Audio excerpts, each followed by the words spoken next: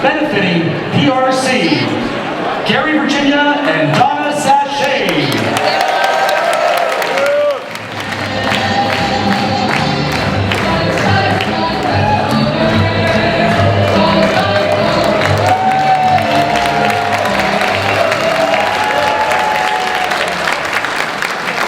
Welcome. Good afternoon and welcome to our new home of Pride Brunch. What do you think of this historic Westin St. Francis Hotel? I'm Donna Sachet, and this is my partner in crime, co-founder of this event, Gary, Virginia. Thank you, Donna. You know, it hardly seems 20 years have passed since we started this event at Stars Restaurant in 1999. And here we are now at this beautiful hotel that survived the 1906 earthquake. I don't know if you know, Donna, but every president since William Howard Taft has walked through the same lobby that you all walked through today, as well as Ernest Hemingway and royalty such as Queen Elizabeth II. Well, now they can say that a queen who's an empress has sashayed through the lobby as well. As we start our program, we're pleased to welcome Kirk Hamlin and Lixa Stelnick, sorry, is that close even, who are signing for us today. Let's give them a little love.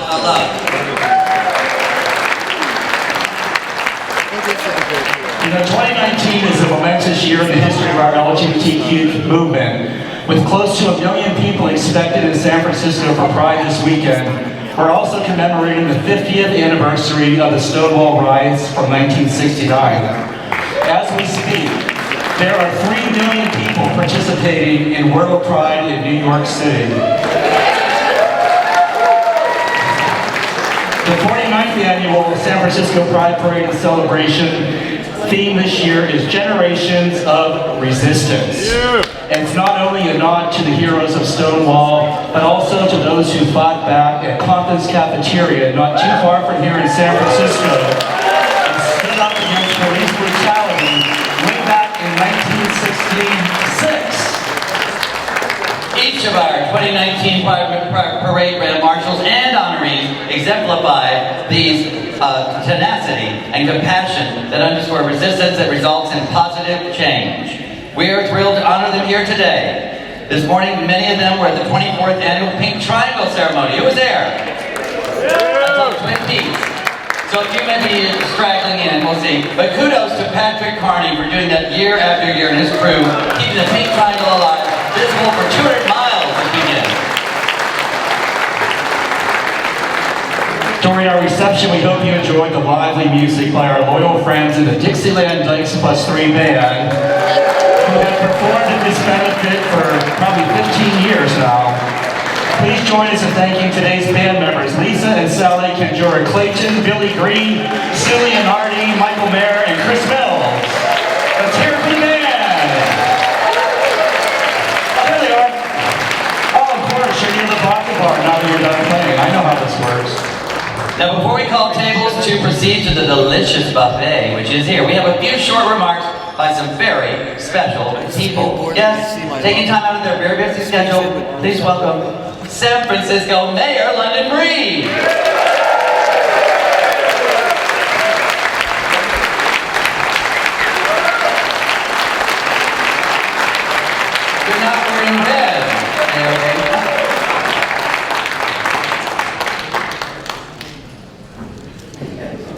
This will happen periodically.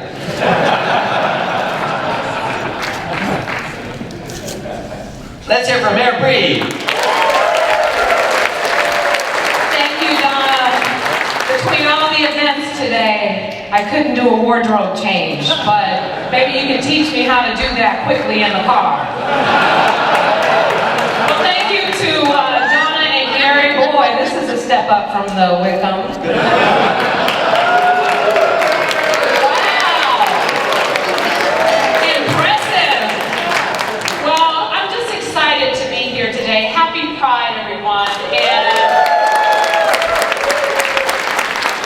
no one celebrates Pride like San Francisco. And yes, we were in Twin Peaks at the Pink Triangle earlier with Senator Weiner and Tom Temprano and Alex Randolph and some of the other folks. Jose Cisneros, I know, is here as well, making the rounds. And we came here to eat because we're hungry. But let me just take the opportunity to thank PRC for their commitment. Just last month, I was there for the opening of your brand new facility, where, because of the generous support of so many people in this room, they're going to be able to help and serve even more people. And we are so lucky to have them as a partner, especially with what we know is a real challenge around mental health. And some of you know the work that we are doing in San Francisco to just hire a mental health reform director so that we can really begin the process of not only changing the policies but making the right kinds of investments. And we are so grateful to PRC for their partnership. Since I've been in office, we've opened 100 new mental health stabilization beds, and in this year's budget, we have 100 more planned, and it's because of partners like PRC that we are able to move forward in a swift way to help address this issue.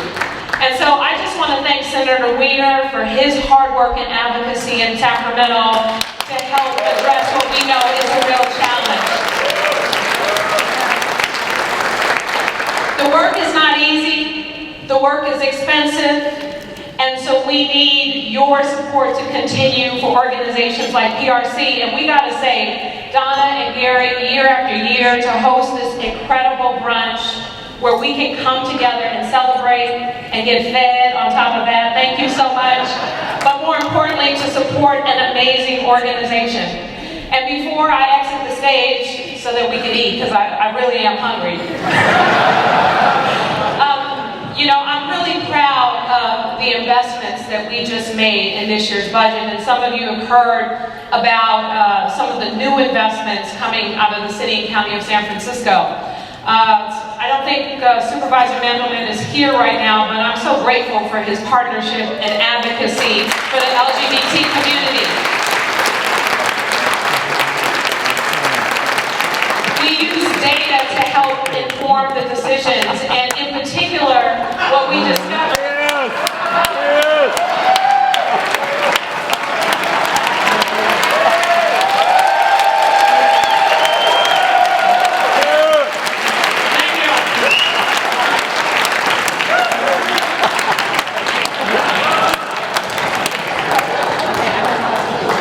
Thank you. I'll drink my mimosa when I sit down.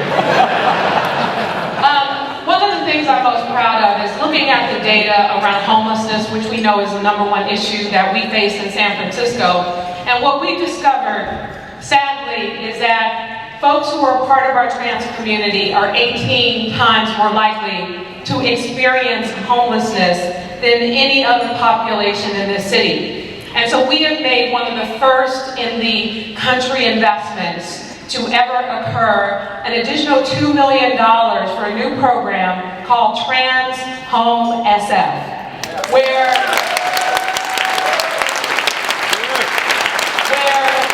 because of not just the data, but the advocacy of this community, we are investing money into helping our trans community, into housing, into keeping our trans community housed, and into making sure that they are a part of our communities and continue to grow and thrive. When we look at the history of the LGBT movement and what happened, yes, at Stonewall, we also have to remember that what happened at Compton's cafeteria was 3 years before Stonewall. And it was the trans community that rose up and said, we're not going to take it anymore. We're going to fight for our right to exist in this city and in this country. And we have to fight for them now with our investments in the city and county of San Francisco.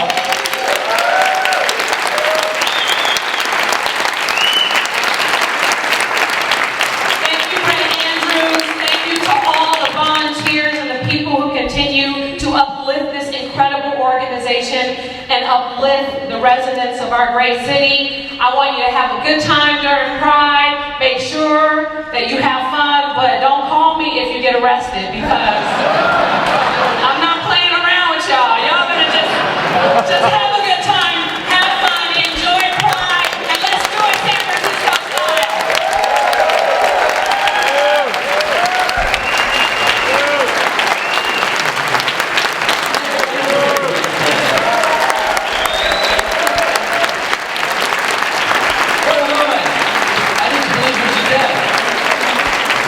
Thank you so much. And we have with us today, are you coming up here? We have with us today, she mentioned earlier, Scott Wiener, first State Senator Scott Wiener, to come up and give us a couple of remarks too. Limited remarks. Scott Wiener.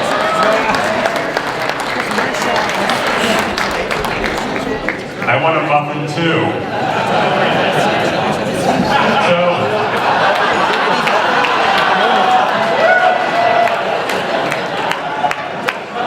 Okay. Need that mimosa too. Let's hear it for our mayor, London Breeze.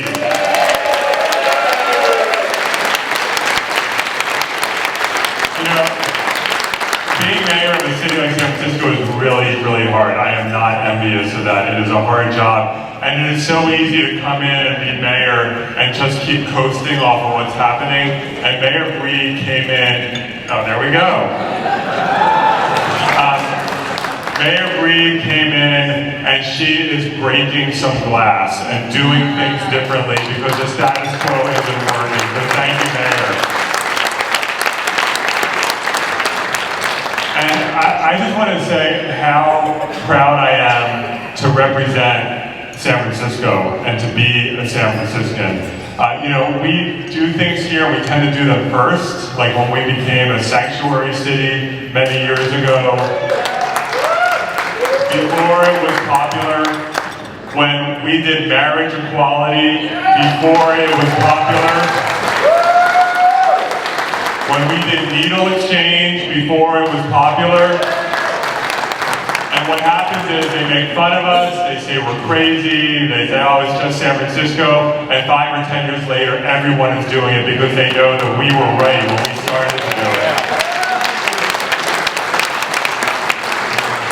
And so San Francisco values, where we embrace everyone, where we believe in lifting each other up, where we know that our diversity is our strength, those are American values. And I know that with everything happening in the country today, what we're doing here now, that's going to be what's happening in the rest of the country soon. I know we're going to win this fight. And of course, we have a habit of not just exporting our ideas, but we take over the place. Thank God that Gavin Newsom is the governor of the state of California.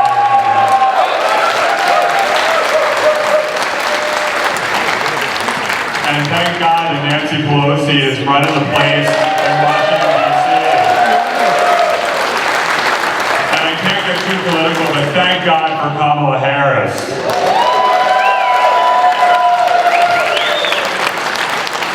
I just want to also say thank you to Brad at PRC. You know, it is too often when we talk about mental health, people seeking employment and addiction, all the challenges that we face, it's all very fragmented. But bringing it all under one roof where people can go and get the help they need and get back on their feet and be awesome and healthy and successful members of our community, that's what PRC is about. This is a wonderful organization. Thank you for supporting it. Happy Pride, everyone.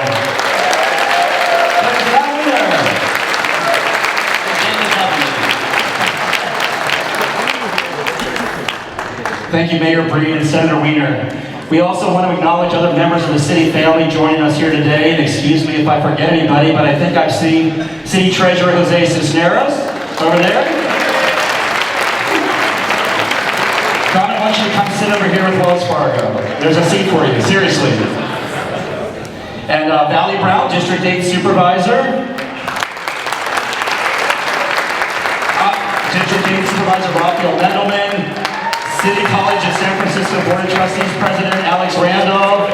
Tom Temprano, City College and Legislative Aide for District 8. Am I forgetting anybody that snuck in who? Well, we're so glad you're all here. It's such a busy weekend. We appreciate you joining us today. Now, to introduce today's presenting sponsor, please welcome the person, in my opinion, most responsible for the stability and growth of today's beneficiary over the last decade, PRC's Chief Executive Officer, Brett Andrews.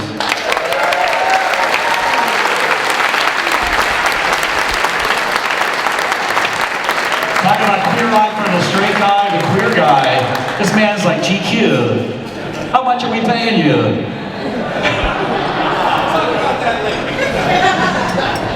Happy Pride, everybody!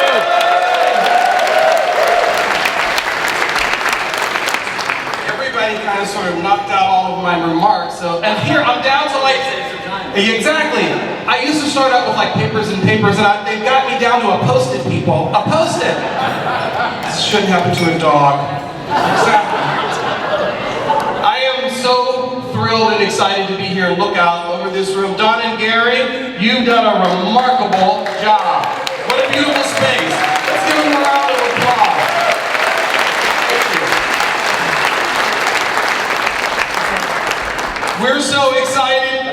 Pride Brunch has moved. PRC has moved. We are at 179th Street. Please come by and visit us. We are thrilled that we're able to bring our social services together and our administrative staff together. We are just over the moon over the fact that we could stay here in San Francisco, in great part because of the mayor, her leadership, her administration, the late Mayor Lee, his leadership, and his administration really care about the nonprofit sector. It is not just about charity and giving money. It is about a workforce that is committed to doing the work every day for the community, getting payment and pay steps lower than people who are living in the private sector. So I want to just make a commitment to keeping our staff employed, keeping our staff housed, creating opportunities for them to stay here in San Francisco. It is the right thing to do. We have to focus on our nonprofit workers.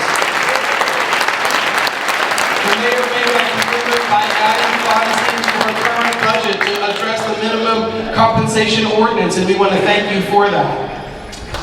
As I look out over the room and I see so many faces, it is really like this is your life. Over the many years, 16 that I've been with PRC, I've come to know and love and appreciate all of you. And there is just so much support in the room. And when I think of support, I think of Wells Fargo. Wells Fargo has been with PRC since I came in 2003 and before. Wells Fargo has been a corporate citizen and a leader in San Francisco and around the United States for so many years. Wells Fargo has been a supporter and a sponsor of Pride Brunch since its early days. In many ways, that is because of the people who work at Wells Fargo. And one in particular that I am looking at is Mario Diaz. Mario Diaz, who understood the value of not just being a community relations person. He understood that he needed to get out into the community, see the services in action, understand the value and the benefit that they bring to the community. That's old school. You can't do that job behind a desk. Mario proved that you shouldn't do that job behind a desk. So that is an invitation for all of those who are coming behind him to get out and see the work in the community. It will bring a perspective and a value to your work, and we will all benefit from it. So for so many years, we just want to say thank you, Mario, for your support. Mario is retiring July the 15th. After how many years, Mario? 33? Impressive. Thank you for your commitment, your service, your passion, your advocacy. It is because of you in so many ways we are able to do the work that we're able to do. So I would want to invite you to the stage to say a few words, please.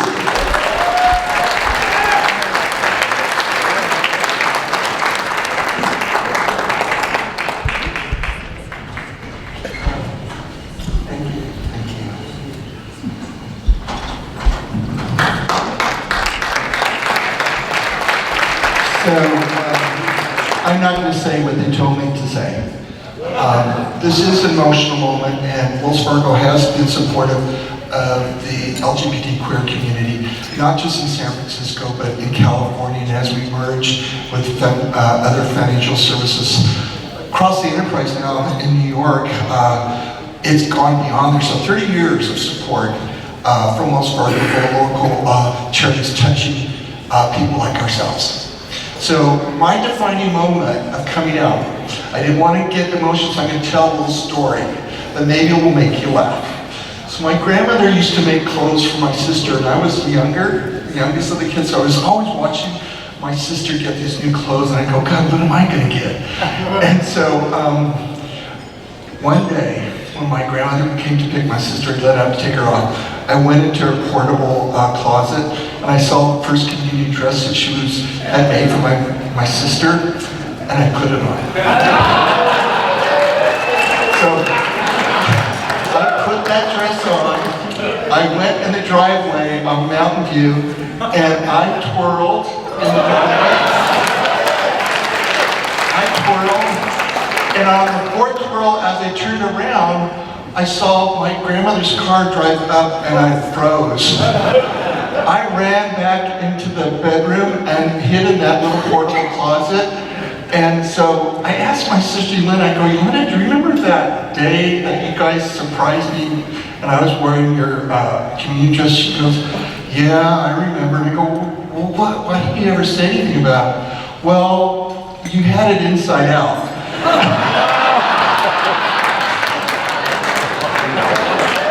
So that was a defining moment, and I'm so proud to share it with all of you just to show you that at such an early age, I knew that I was different. I knew that I was craving something not for boys, but for girls. And as I evolved in my job at Wells Fargo, it actually proved a little example of empathy for people who wanted to wear dresses every day. And that was a defining moment to understand how it is to walk in someone's shoes. And I swear, I always use that rule whenever I can, or I have a barrier preventing me from understanding someone, is I put myself in their shoes and I see how's it gonna feel. And that is the true way. We have to walk in other people's shoes. We cannot walk in their shadow. We have to be there. And so, on behalf of everybody in this room, all you worker bees that are proving that we exist and we're so powerful, party on. It's our day. And as I say that, I just got chills because this is just words. And you know that. And I just wanted to be real with you all. It's been a pleasure to be a steward of philanthropy at Wells Fargo and make sure that we spread it to everyone. And hopefully my peer, Denise Miles, who is succeeding me, she worked for Mayor Brown on his last term as mayor. She will do the same. So thank you all for this pleasure. And Gary and Donna, you too should be recognized for get us into a better hotel. I mean, this is not, and this is actually proof of how you evolve. So congratulations to you and to all the honorees for this year's prize.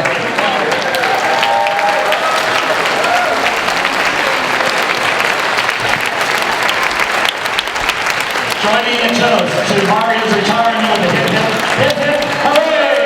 Hip hip, hooray! Hip hip, hooray! I'll never get that image of a communion dress in the driveway out of my head. I was chasing with my heels. Thank you, Brett. Thank you, Wells Fargo. Thank you, Mario. Sponsorships and hosts have their privileges. Gary, today that means first dibs at the food. So, at this time, we invite our grand marshals and honorees, that means you up here, and tables 1 through 5. Be good now. 1 through 5. To line up, and only your table numbers call. Thank you. Donna is keeping her timer for the 2 minutes warning so we can get out of here on time at 2 o'clock. Thank you, Donna. Our first celebrity grand marshals to be honored are the series creator and selected cast members of the Stars TV series Vida. If you don't know, Vida is a half-hour drama series focusing on 2 Mexican-American sisters from the east side of Los Angeles who couldn't be more different or distanced from each other. Circumstances forced them to return to their old neighborhood where they are confronted by the past and the surprising truth about their mother's identity. The show, which has returned to Stars for a 2nd season, will feature all Latina directors, including Sachet, who will make her television directorial debut. As was the case in season 1, Vida will have a writing staff comprised of all Latinx writers.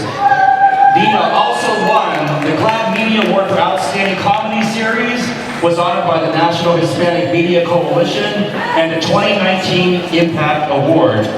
The series won the Audience Award at the 2018 SXSW Film Festival and will make its season 2 premiere as an official selection of the 2019 Tribeca Film Festival.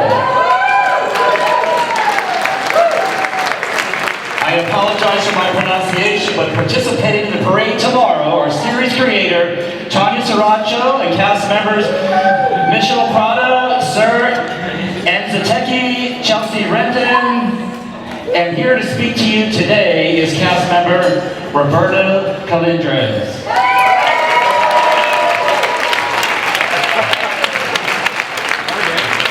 Hello guys. We just want to keep it short and say thank you so much for having us. There was a moment the other day when we were sitting on the panel, and I think all of us kind of took it in at the same time at how diverse the group of people was on the stage, and oftentimes, you know, pride just isn't that, and we want to say thank you to San Francisco for having us here, for being talking to us. And the show Vida is a really specific show about a very specific community, but in its specificity, it's managed to also be very, very universal.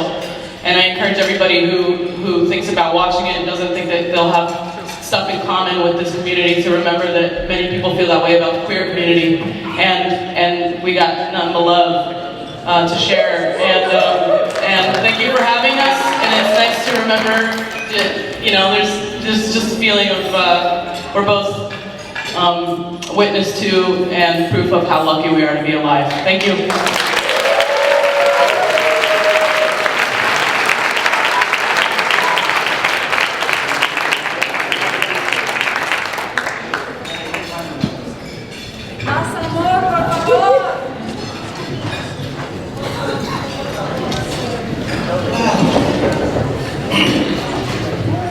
Let's hear for that show. You gotta see the show, come on. Another show near and dear to my heart, Celebrity Grand Marshals are cast members from the Netflix limited series Armistead Maupin's Tales of the City. Inspired by the books of Armistead Maupin, this series begins a new chapter in the beloved story. Mary Ann, Laura Linney, who will be in the parade tomorrow, returns to present-day San Francisco to be reunited with her daughter, Shauna, Ellen Page, and ex-husband, Brian, Paul Rose. 20 years after leaving them behind to pursue her career, fleeing the middle-life crisis that her picture-perfect Connecticut life created, Mary Ann's quickly drawn back into the orbit of Anna Madrigal, Olympia Cox, her chosen family, and a new generation of queer young residents living at 28 Barbary Lane. Those riding the parade tomorrow will include Laura Linney, as I said, Murray Bartlett, who plays Mouse, Charlie Barnett, who plays Ben, the member's boyfriend, Mary Hong, Margot, Jake's girlfriend, May Hong, sorry, and Garcia, who's Jake, Jen Richards, young Anna, Joshua Mamet, who is Claire Duncan, Barbara Garrick, Dee Dee Halcyon Day, whom I emulate, Lauren Morelli, executive producer, what a caster, all of them are here, let's hear it for Tales of the City, Netflix. And here to speak about their honor, Jen Richards and Murray Bartlett.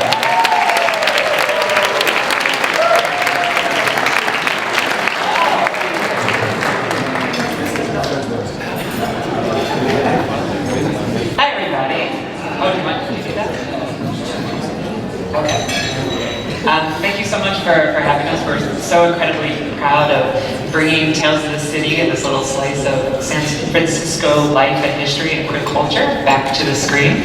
I'm particularly proud because, if you don't know me, I play the younger version of Anna Madrigal. Yeah!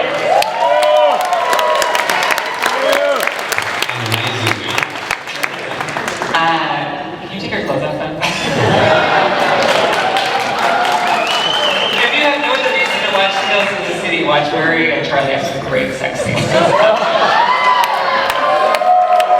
not what I wanted to talk about. What I want to talk about real briefly, I've been so thrilled to hear Compton's mentioned a couple of times already up here, and Tales of the City, Lauren Morelli brilliantly incorporated that important part of San Francisco and queer and trans history into the storyline. And yesterday was, to the day, 50-year anniversary of Stonewall, this kind of landmark queer resistance. But it was a culmination of several events, including Black Cat in '67, and Dewey's in Philadelphia in '65, Compton's in San Francisco in 1966, all the way going back to 1959, Dewey's in LA. And what these all have in common is it was the queer people who were out late at night and hustling. It was sex workers and people of color and drag queens and butches and transvestites and transsexuals back before we knew the lines between all of those kinds of identities.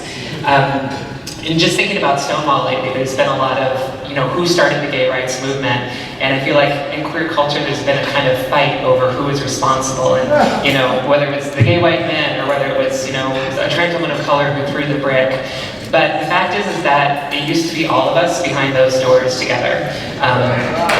Yeah.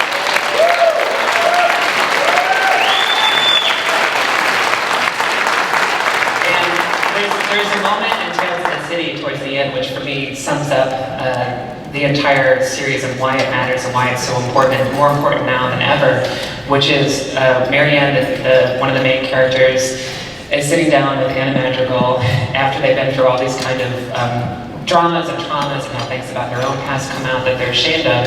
And Marianne looks to Anna and just says, "Thank you for not giving up on me." And Anna says back, "Thank you for not giving up on me." We've always been in this together. We need to continue doing this together. We need to not give up on each other because our community is richer and better when we're all in this fight together.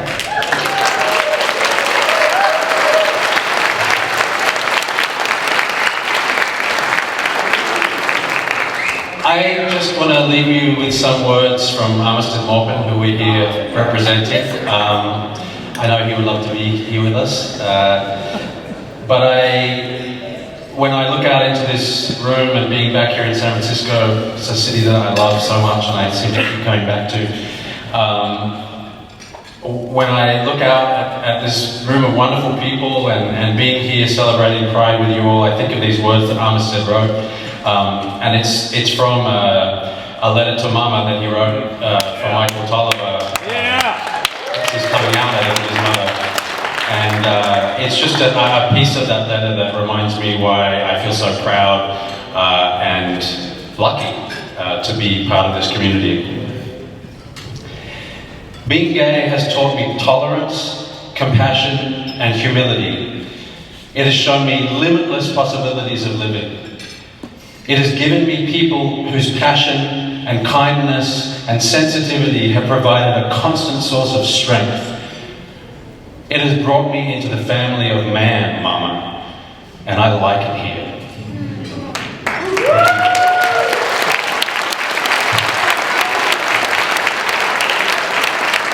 Thank you. And now we're going to have another underwear contest.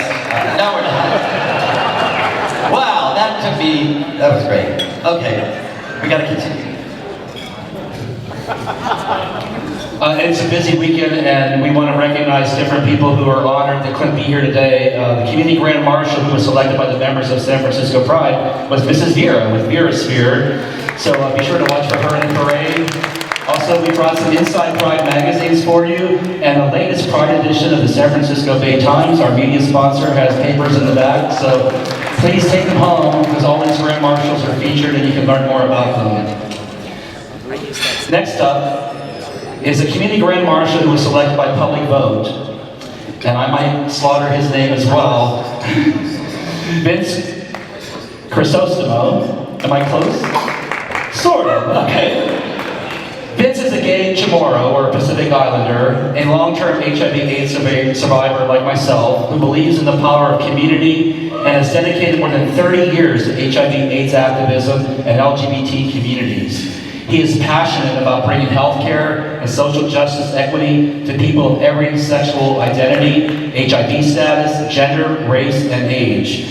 Vince currently runs a program for long-term HIV survivors at San Francisco AIDS Foundation and co-chairs the HIV and Aging Work Group of the Mayor's Long-Term Care Coordinating Council.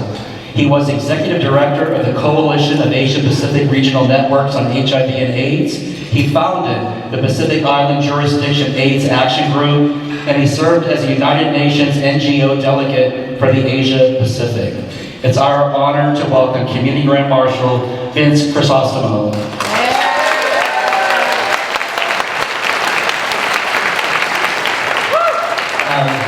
I thought I was going to go last. You know, usually the community folks, we're at the end, so I wasn't really paying attention, but you're introducing me. You know, I've said this a few times this week, but I came out in 1979 in San Francisco Pride, and it was celebratory, it was liberation, it was just the most incredible experience someone at that time could experience. This has been a challenging week. I've been forced to remember a lot of things. In fact, I was hoping that when I did this, I would be standing with Sammy from A-Pink, because I can't tell all the times I've had to stand and address a crowd where I was the only person of color, I was the only person living with HIV, I was the only Pacific Islander. I mean, it goes on and on and on. And, but what this week has done for me, and I have to shout out to PRC, because I like what Mayor Breed said earlier, investing in the community. By an investment that San Francisco has put in. And 6 years ago when I returned from Thailand, I was a client of PRC, and I thought I was done. I'm not doing anything with an L, a G, a T, or a Q. I don't want to hear the word community. I need to do something different. I've done my part. But my counselor there told me, no, you know, there's this job that you'll be perfect for. And it's either that or general assistance. And so I opted to take this job, the Elizabeth Taylor 50 Plus Network. And it's been revelatory. It's an honor to represent the people who are no longer here. It's an honor for me to be a voice for the people who voted for me, who probably will never make it to an event like this. And I just, you know, for those of you who are out there, to show your support. I mean, not everybody can do activism, and not everybody's cut out to do activism. And sometimes in my work, I've had to tell people they need to step aside because they're more of a hindrance than a help. But the support that you give an organization like Diversity, the support that you give an organization like A-Pink, or the San Francisco AIDS Foundation, which is where I work now, you do not know, it makes miracles possible. And I can't thank PRC enough for the investment they made in me 6.5 years ago. And so Brett, to you and your staff, for all the people that you help who are nameless and not here today, thank you. And then just the other thing that this has just been incredibly healing. I've lived with HIV for 32 years.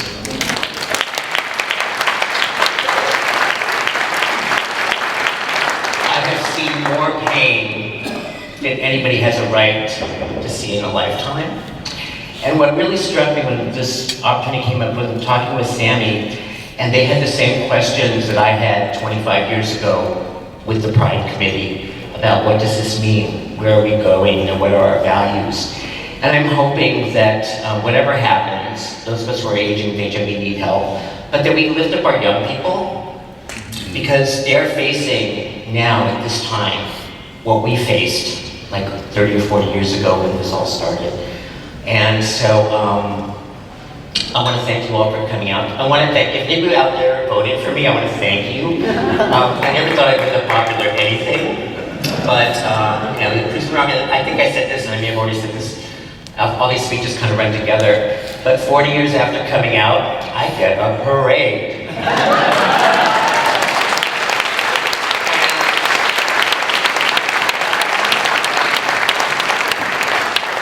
Even if it's not exactly meant for me, I will take it. last thing I'll say, first I was saying, why me? Why do they want to vote for me? Why would anybody want to vote for me? Why would anybody want to run? This week about Friday, it shifted to like, why not me? Anyway, thank you all, and I hope you have a happy and safe Friday.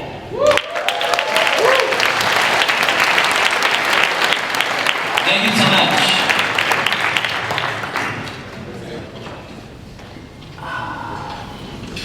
Thank you so much.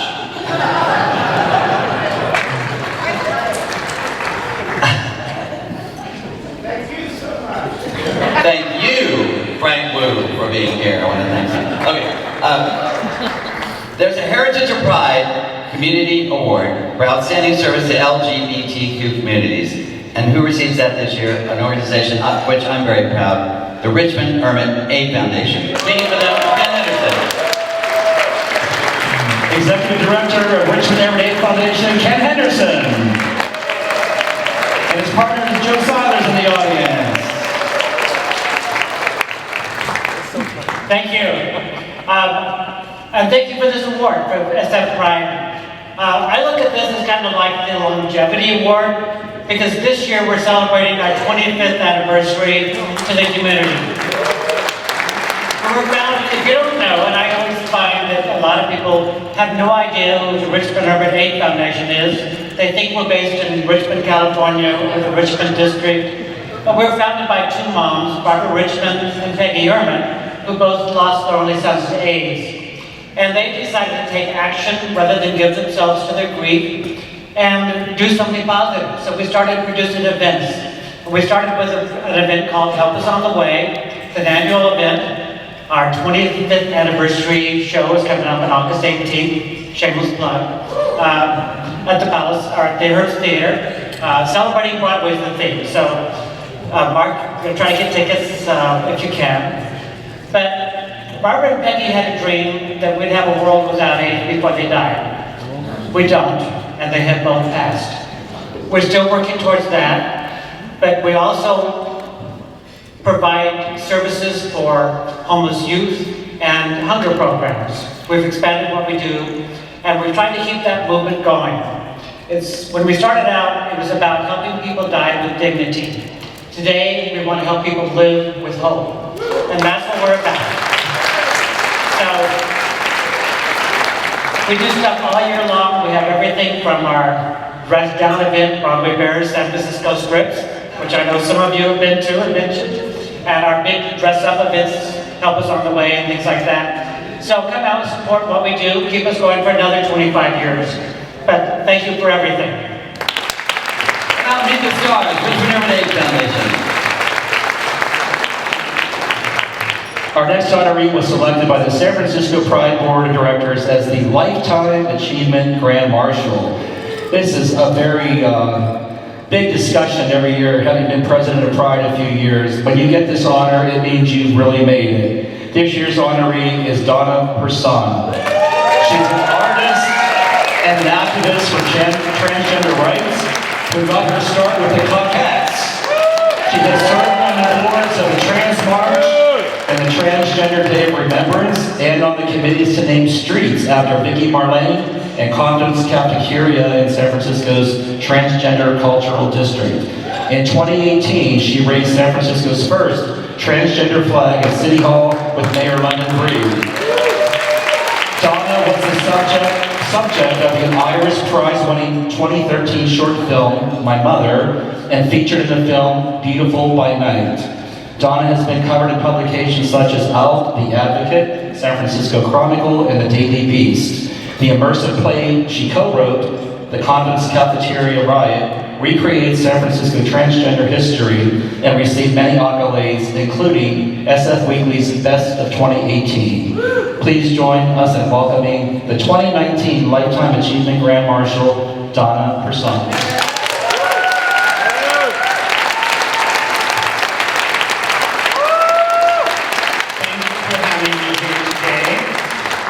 And I want to start by showing you that I have a new necklace.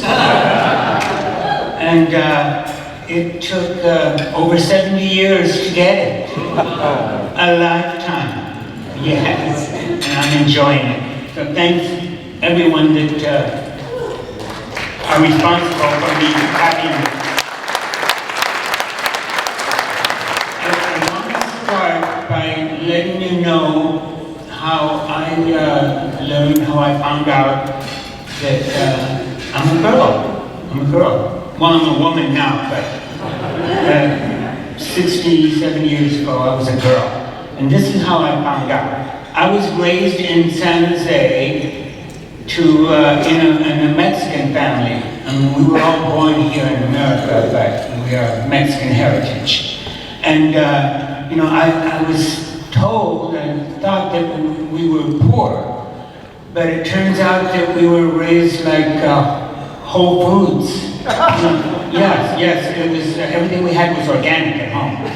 And anyway, we were typical Mexicans. We had live chickens in the backyard.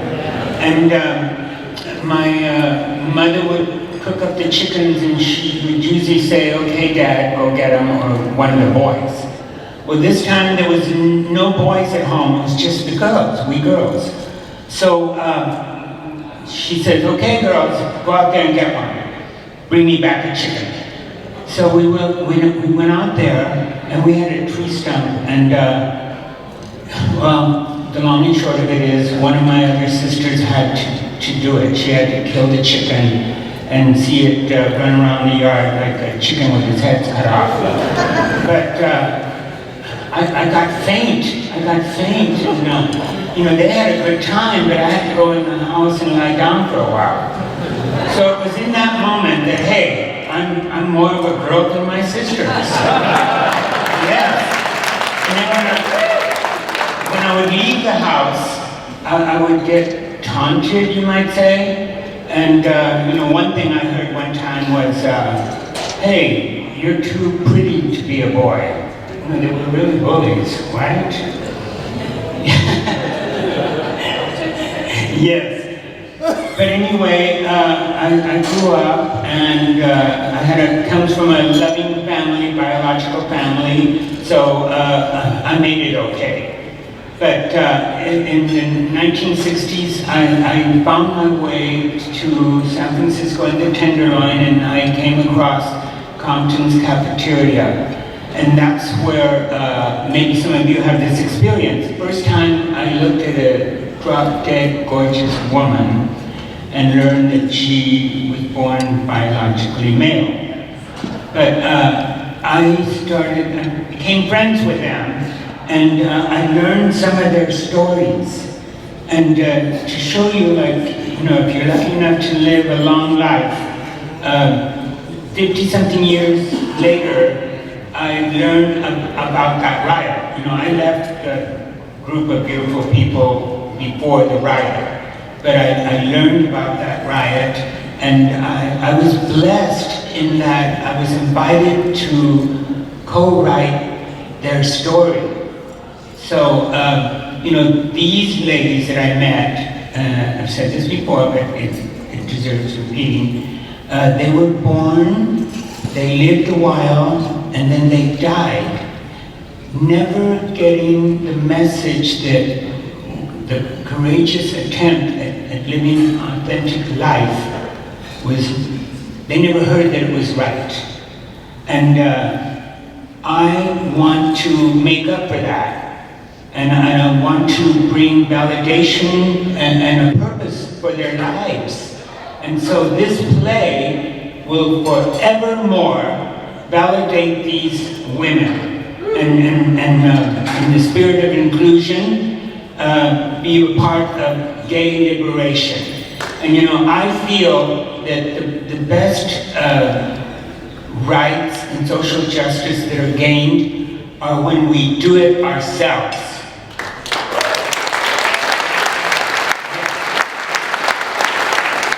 So I'm here to continue to work and bring those ladies along with me.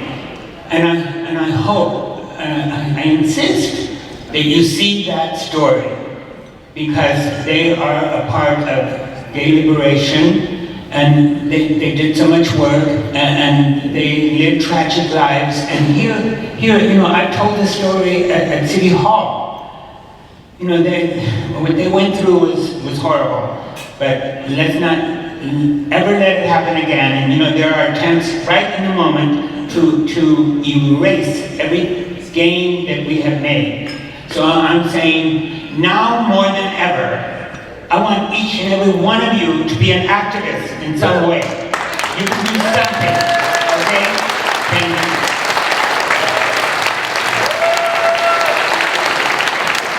For those who know me, I'm the other Donna. Okay? That's Donna right there. Donna. That's our achievement.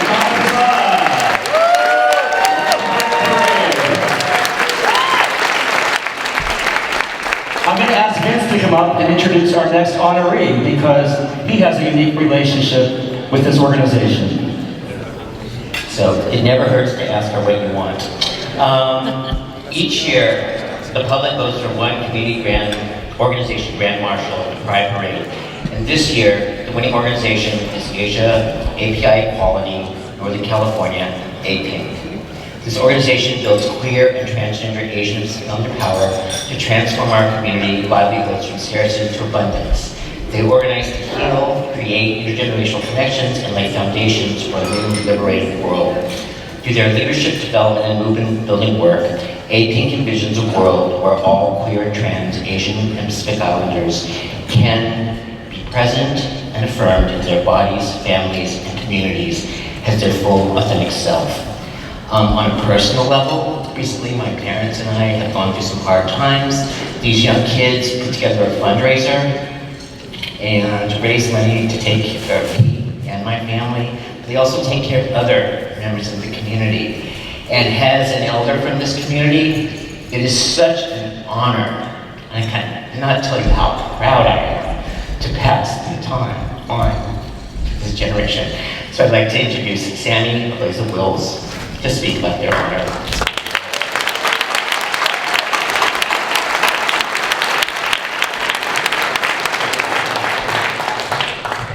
So Vince is going to stand up here with me, and I'm going to try to not cry because it's incredibly moving. Thank you so much. I'm glad to be here for many reasons. I feel very honored to represent APINC as the community organization voted to be Grand Marshal at this year's celebration. And I also feel very excited that this is one of the only rooms that I can be in where there's so many people wearing a pink shirt like myself. That was a joke. That's the somber tone. So yeah, I'm just very excited to be here. I'm very excited to be sharing the stage with Vince and many of these other powerhouses in this room and on this stage. I will just say, APINC was an organization that started back in 2004 when there was a 6,000-person march of Chinese conservative leaders marching in the Sunset District in San Francisco. People looked at that march and they said, oh my God, that looks like my auntie, or that looks like my mom, or that looks like me, but that is not me. And from that time and from the decades and decades before, Asian and Pacific Islander people have been working in our movements for not only policy work and family acceptance, but to fundamentally transform the ways that we can relate to one another, fight racism, injustice, police brutality, and create worlds that are rooted in abundance and interdependence. And growing up as a low-income Filipino person, I will just say that I never envisioned myself in my life past the age of 22. I didn't think I would be around. I didn't think I would survive. I thought that someone would kill me or I would kill myself before I got to that time. And I will just say that when I came into the APINC community 6 years ago as a summer intern, I came into that community and people asked me the hard question, why do you not ask people for help? Why do you not trust folks? Why do you have a hard time being vulnerable with people who want to care for you? And as queer people, I know that almost every single one of us has been told time and time again, if you ask for help, if you show a vulnerable side of yourself, you are weak.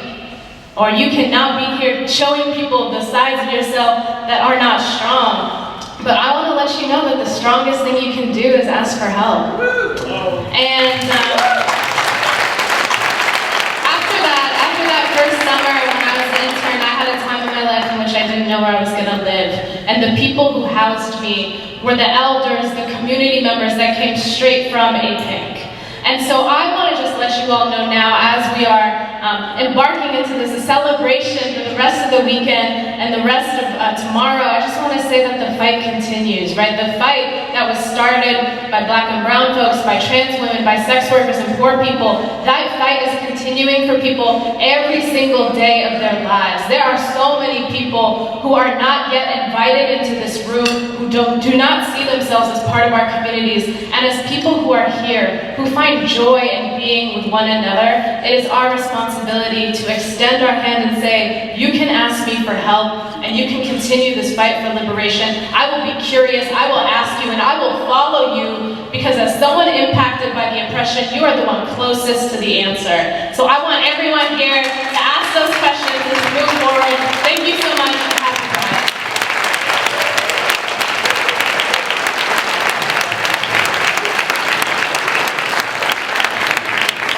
Wow. Moving quickly ahead, many of you probably recognize this honoree.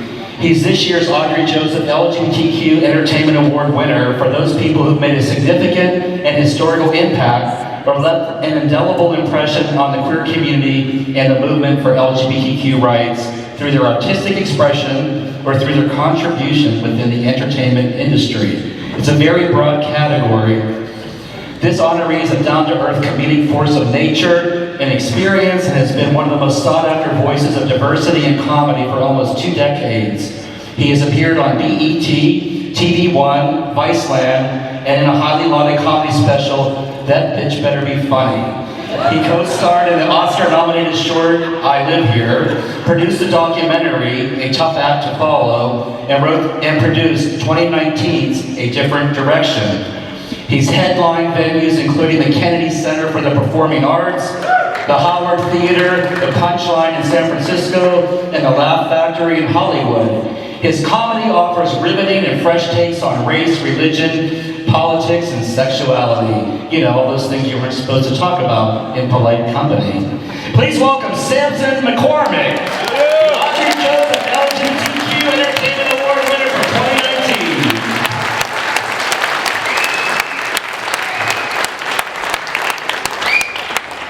Oh shit, okay. Hey y'all. What happens if I say a bad word? I'm saying you're among family, it's okay. No, well I've been drinking, that's the thing, okay? Nobody told me that this was gonna happen, and I'm not one of those people who can show up to fancy functions and like fake the funk, okay? I gotta keep it real. I love y'all, we family, but I've been drinking, okay? So, how about, I didn't know that we were going to do this till we got finished with the scrambled eggs, right? And they were like, so during the next portion of the showcase, you're going to have to get up and speak. And I was like, bitch, do you know how much vodka I've drunk in here? Nonetheless, I just want to say thank you all for being here. Thank you all for surviving, for thriving, for continuing to show up despite the bullshit that we have to go out here and face every day being black. I'm black. I don't know if y'all know. Being black, being queer, being women, being disabled, being trans, whatever, and we continue to show up and still do it better than everybody else. How about that?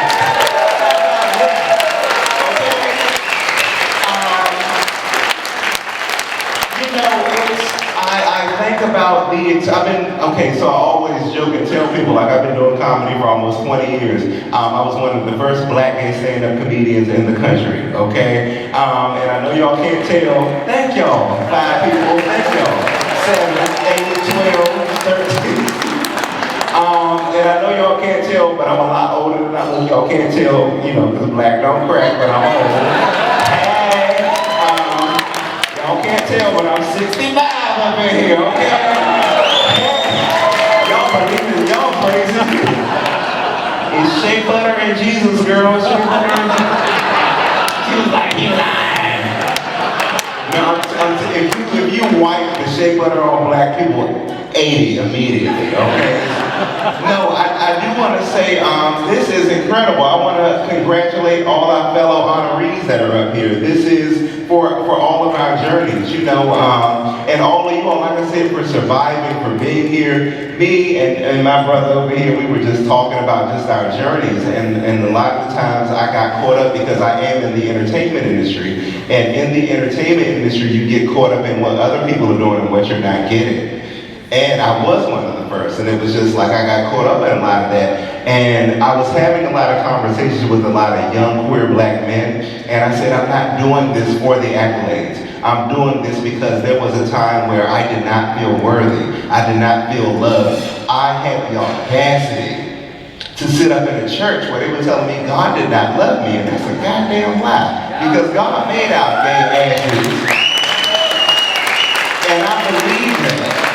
And my duty is to look after other black, queer young men and women who have faced my experience so that they don't have to suffer the way that I did, and to give them boyfriend advice, because these men out here ain't shit, okay? They ain't shit. And if we can do that, if we can align in our purpose and just find the reason that whether you believe in God or not, I believe in God, I'm black and from the South, I believe in God, okay? I'm not knocking nobody else, but whatever you believe in, just know that you have a purpose to be here and that you are here for a divine reason. No matter what anybody else has to say, and live in that purpose and live greatly in it and walk as boldly and loudly and as beautifully as you can, and everything from there will work out. And this little award that I got is proof of it. And being here with family is proof of it. And thank you all for being here. And the white people down here, we got the fist on it. Thank y'all so much, and happy Pride. I will see y'all tomorrow. Thank y'all.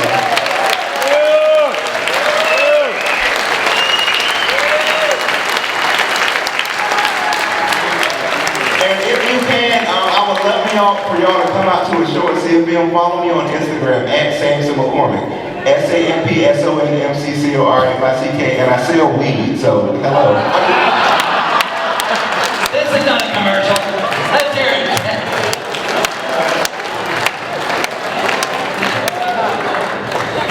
This is a 10-minute warning for the silent auction because we're going to do the raffle drawing and a quick live auction and then close that auction. We only have one more speaker, but feel free to check your bids now. And Donna's going to introduce this very special honoree.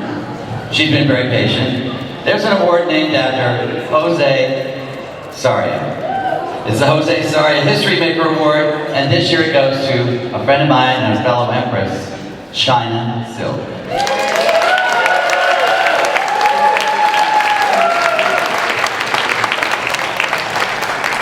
Donna, Gary, thank you so much for doing all this, and also, it's so hard to follow past grand marshals like this, and I am so honored that the Pride Board and this community chose me to represent all of you, and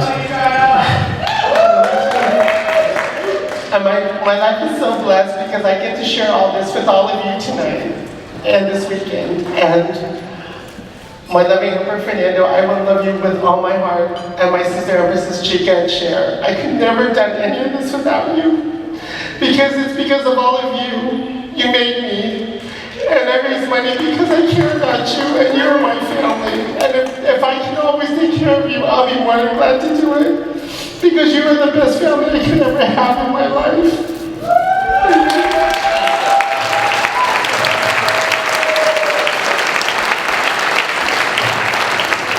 My sister, Donna.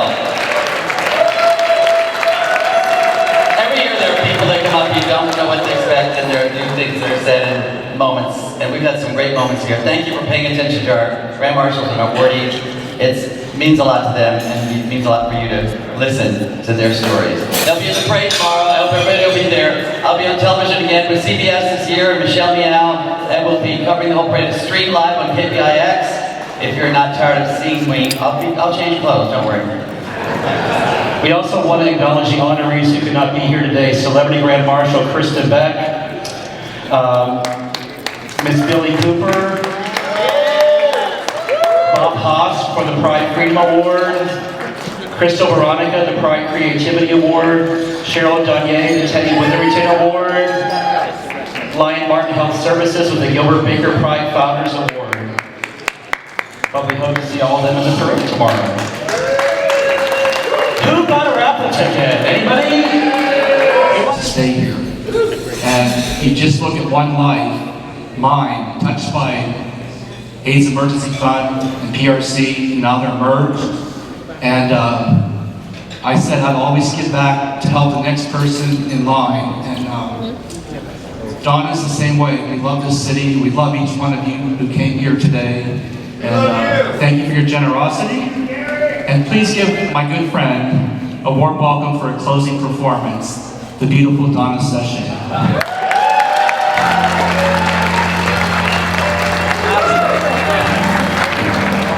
I left my heart in San Francisco. It's not a sing-along.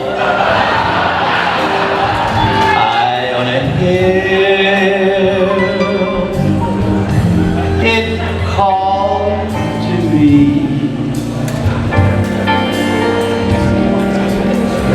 To be where little people cars climb halfway to the stars.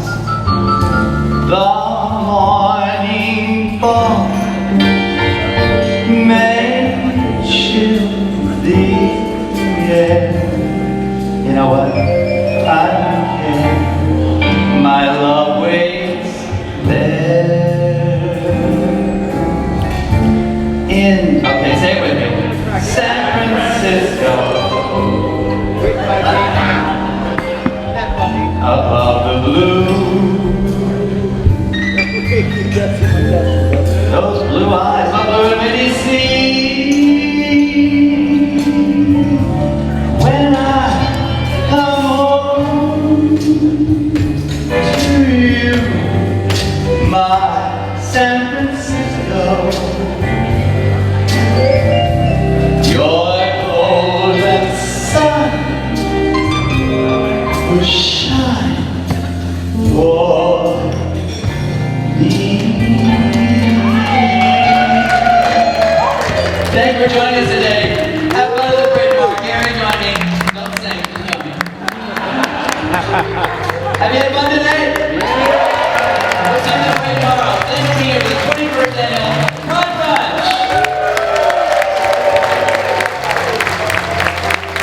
We'll be back to go to the same man. It was a lovely celebration, and I'm so happy that Tom was able to set up the bunting and the flag. And unfortunately, I think that a lot of these people don't realize how much work it is to put that thing up in a major ballroom. I mean, this was nothing like the Wicked Hotel.